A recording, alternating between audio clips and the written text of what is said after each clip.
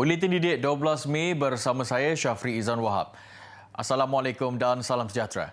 Kementerian Pendidikan KPM memindahkan guru Sekolah Menengah Kebangsaan SMK Puncak Alam ke Jabatan Pendidikan Negeri Selangor JPNS hingga siasatan berhubung mengeluarkan kata-kata tidak wajar semasa melaksanakan pengajaran dan pembelajaran PDP selesai.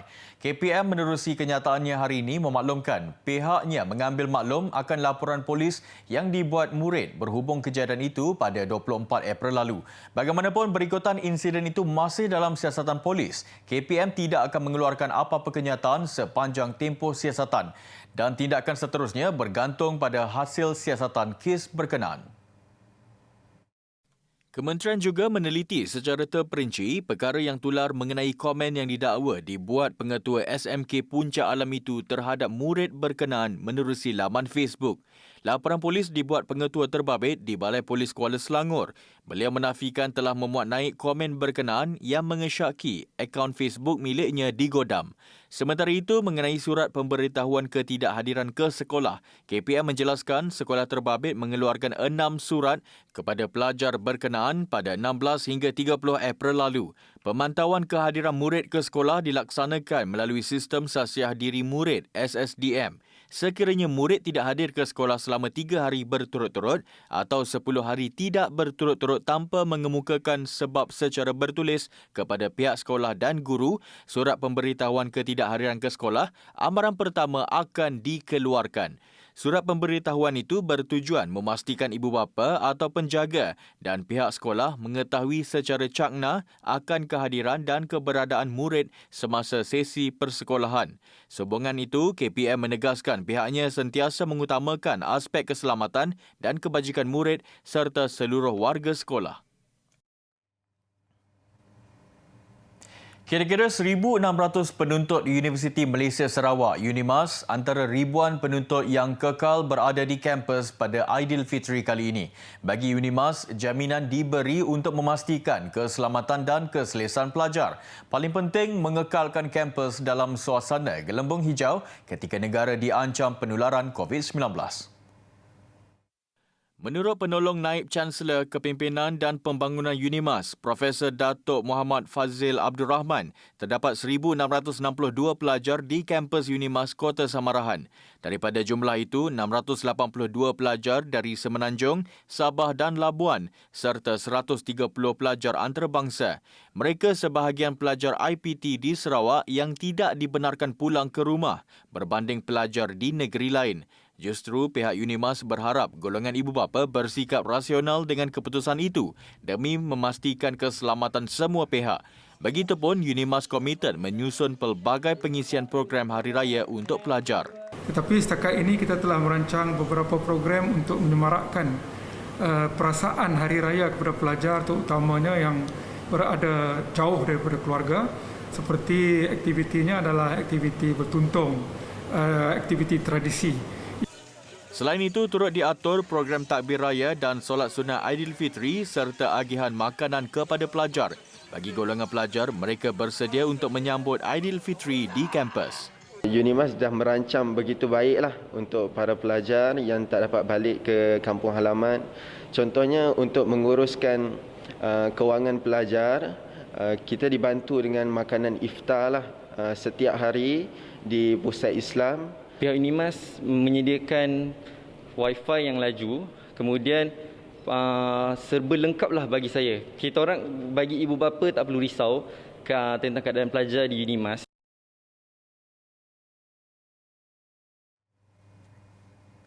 Ketika ramai di antara kita mungkin sedang mengeluh tidak dapat merayakan Aidilfitri bersama keluarga. Situasi sama sudah sebati pada pasukan Barisan Hadapan pelbagai sektor di negara ini. Dengan pelaksanaan Perintah Kawalan Pergerakan PKP di seluruh negara bermula hari ini, pemantauan lebih menyeluruh diperlukan bagi memelihara keselamatan dan kesejahteraan. Di Bandar Baharu, Kedah, pasukan Barisan Hadapan tetap komited menjalankan tugas meskipun rindu kepada keluarga. Apatah lagi, ramai di kalangan mereka sudah lama tidak bercuti panjang sejak PKP diperkenalkan pada tahun lepas. Malah, jika ketika ini permohonan cuti diluluskan, dianggap sebagai sesuatu yang sangat berharga. Ini tugas dan tanggungjawab yang kita pikul demi kesejahteraan dan kesenangan masyarakat. Setakat ni alhamdulillah pegawai dan anggota saya memberikan komitmen 110%, 110% demi menjaga keselamatan dan juga kesejahteraan. Yang dijangkakan sekarang ni ialah musim hujan lah. Hujan dan juga banjir kilat. Di kawasan ni kebanyakannya adalah banjir kilat lah. So kita memang full force untuk standby untuk banjir kilat. Perasaan tu biasalah, sedih tu tak ada. Tapi demi ketenteraman awam, kita bertugas lah, berkhidmat untuk negara. Walaupun dalam keadaan raya sekali mana pun, mereka terpaksa kena berkorban jugalah. Nak buat macam mana kan, dah jadi PKP dah. Jadi semua kena berkorban lah. Hanya doa yang mampu dititipkan buat keluarga jauh di kampung halaman. Dengan harapan semoga Syawal tahun hadapan diraih berbeza bersama keluarga dan sanak saudara. Untuk rekod, Bandar Baharu menempatkan Mukim Relau yang merekodkan lebih 200 kes positif COVID-19. Meskipun sambutan Lebaran esok diraih sederhana kerana arahan Perintah Kawalan Pergerakan PKP, persiapan meraihkan kemenangan berpuasa di bulan Ramadan tetap rancak disediakan oleh 500 orang asli suku kaum Semak dan Jakun di Kampung Sungai Pergam, Kemaman, Terengganu. Terletak kira-kira 40 km dari Bandar Kemaman, perkampungan tersebut merupakan satu-satunya perkampungan orang asli yang wujud di daerah Kemaman dan sumber utama mata pencaharian mereka adalah bekerja sebagai buruh ladang kelapa sawit. Meskipun merayakan Hari Lebaran dalam keadaan norma baharu, ia tidak mematahkan semangat mereka untuk melakukan persiapan menyambut Lebaran. Selain pakaian raya, kuih muih turut dibeli bagi menjadikan juadah hidangan lebih menarik. Sambutan mereka juga tidak jauh berbeza seperti masyarakat Melayu kerana menyediakan masakan tradisional seperti ketupat, lemang dan rendang. Persiapan dia macam ni lah. Kalau Melayu raya, kita pun raya juga. Tapi dia separuh ada yang raya. Yang ada apa? Yang ada bajet sikit dia raya. Yang tak ada bajet tu dia tak raya lah. Ya memang suka budak-budak sini. Kadang-kadang pergi rumah makan apa kuih ke. Lebih kurang sekarang ni buat apa? Tak buat lah. Tapi tak buat lah. Lebih kurang-kurang lah. Abang dia ni. Pasal apa piakik apa nak buat pun kira sikit lah, sikit-sikit. Tapi tetap nak buat lah. Tapi tetap nak buat lah. Seronok tak nak lagi ni? Memang seronok tapi pasal apa piakik ni tu kita takut sikit. Tapi kuih semua beli lah. Kuih dah beli lah. Kuih beli dah. Bagi penduduk kampung, apa yang penting, Hari Lebaran disambut sebagai tanda kemenangan melawan hawa nafsu sepanjang bulan Ramadan. Mereka akur dengan arahan kerajaan selain berharap pandemik yang sedang melanda negara ketika ini berakhir cepat.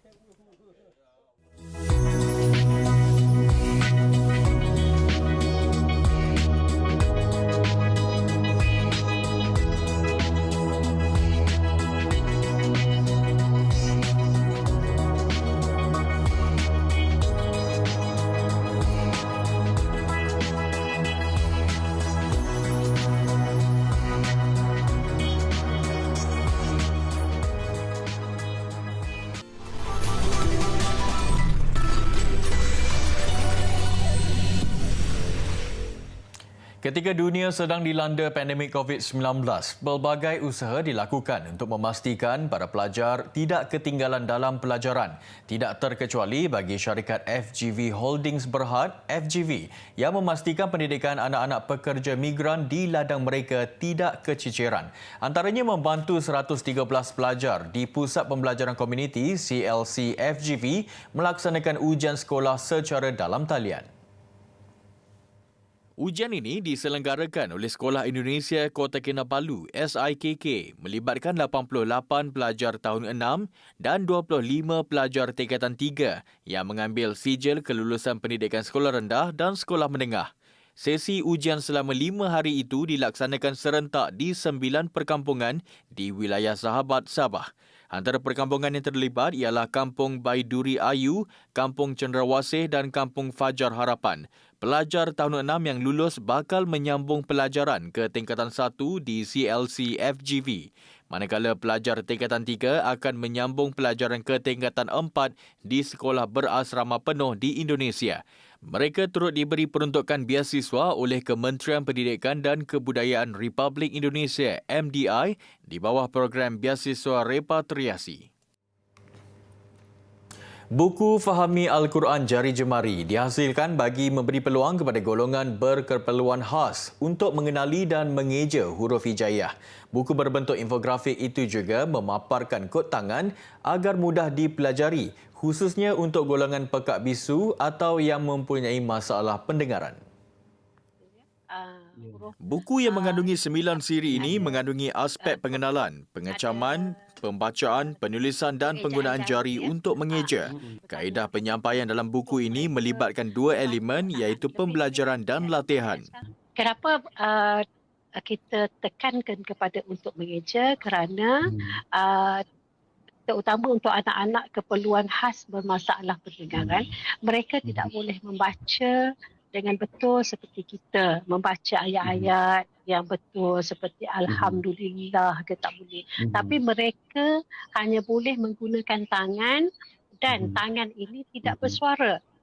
Mereka cuma boleh menunjukkan bagaimana pergerakan jari jemari yang mewakili bagaimana bacaan melalui lisan. Berpengalaman mengajar Al-Quran kepada golongan berkeperluan khas sejak 9 tahun lalu, penulisnya ingin memberi pendedahan dan pengalaman khususnya kepada mereka yang pekak bisu atau mereka yang mengalami kesukaran untuk memahami, mengenal dan membaca huruf-huruf Al-Quran.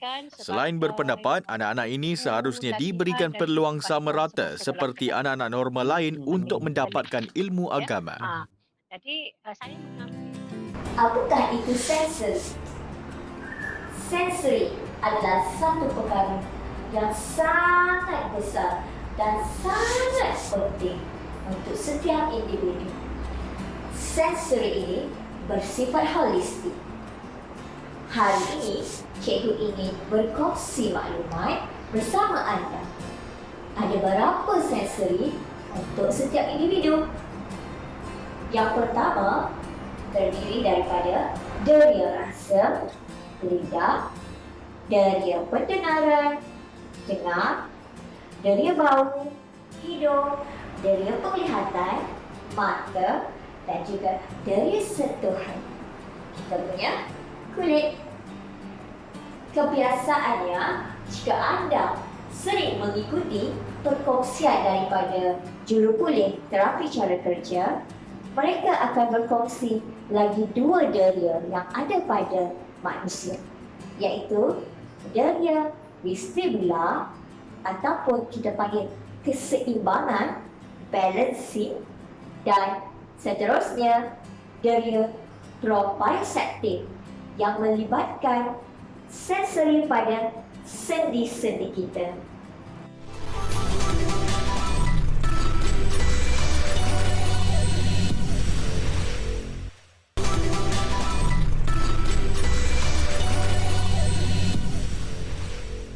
Menjelang Syawal esok, pastinya adik-adik di rumah sedang sibuk membantu ibu bapa mengemas rumah dan menyusun kuih.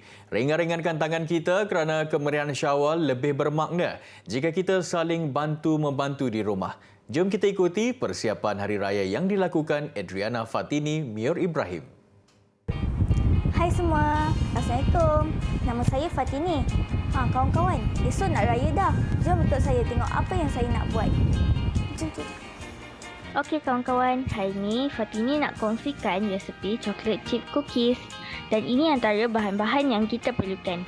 Butter, gula perang, gula putih, esen vanila, susu, minyak, telur, tepung, cuka, soda bikarbonat dan coklat chip. Mula-mula kita kena masukkan butter. Kemudian masukkan gula perang, gula putih, esen vanila, kemudian susu. Kemudian kita masukkan minyak. Lepas itu kita masukkan telur dan kacau-kacau sehingga sepati.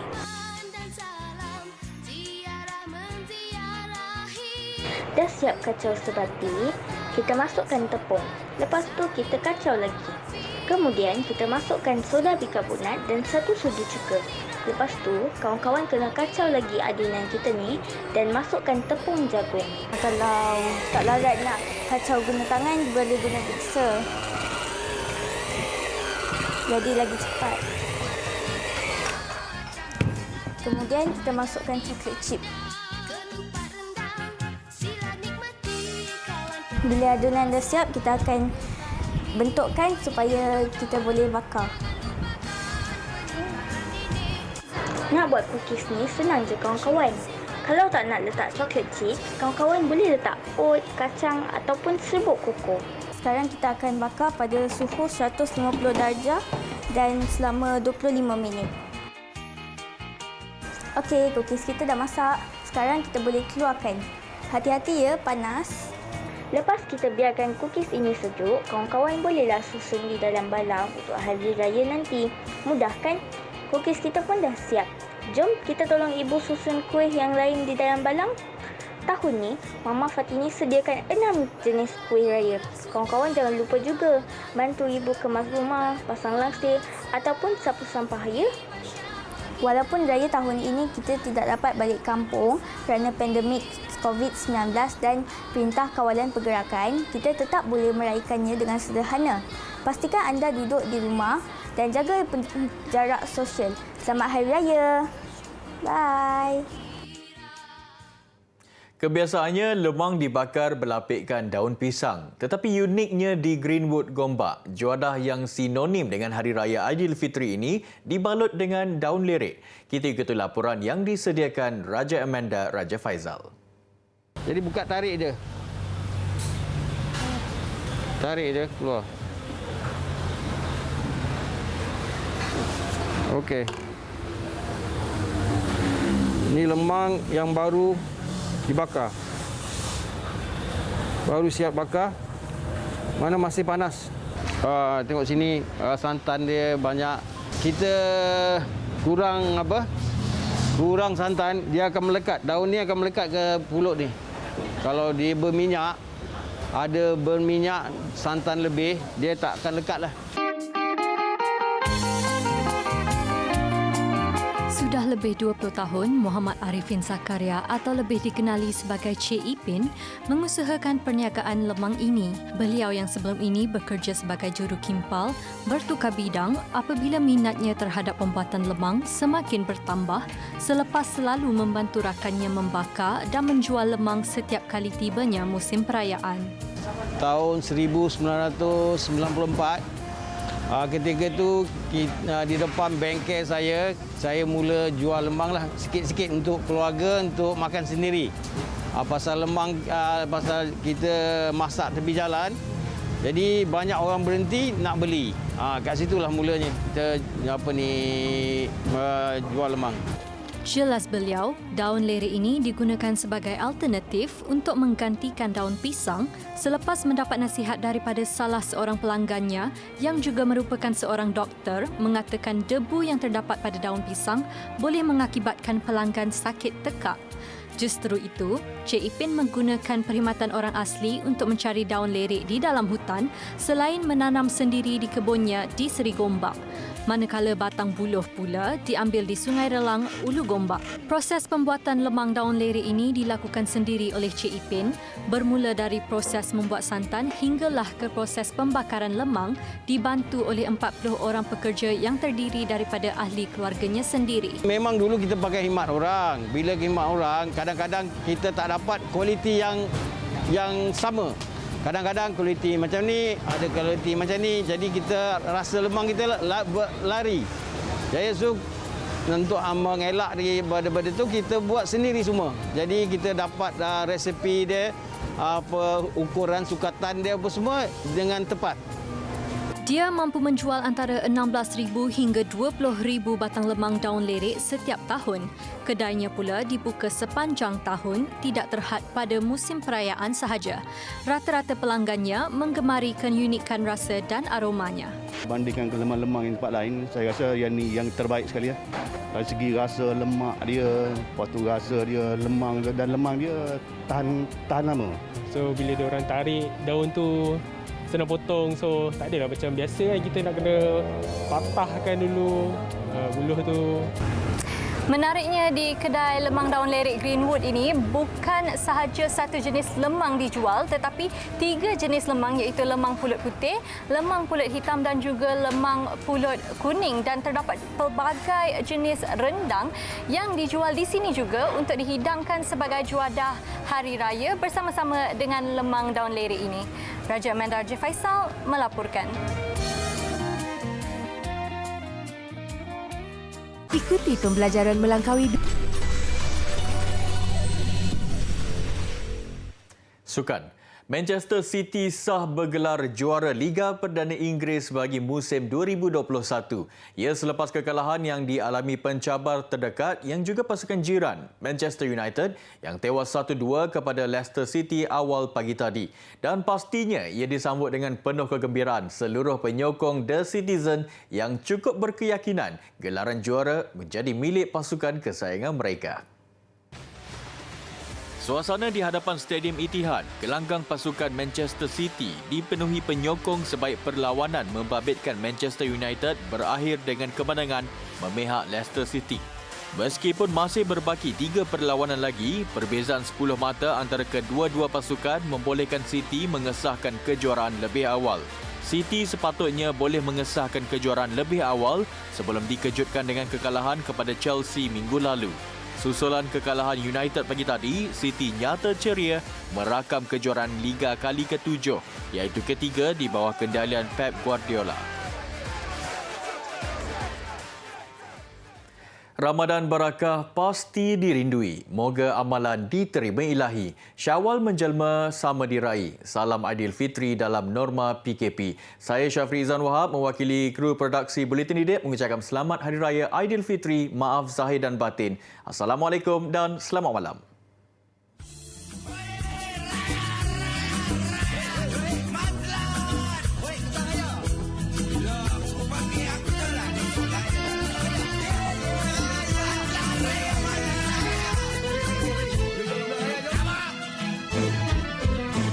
Hari Raya semua bagai nak gila. Bila puasa buat-buatlah lupa berpakaian.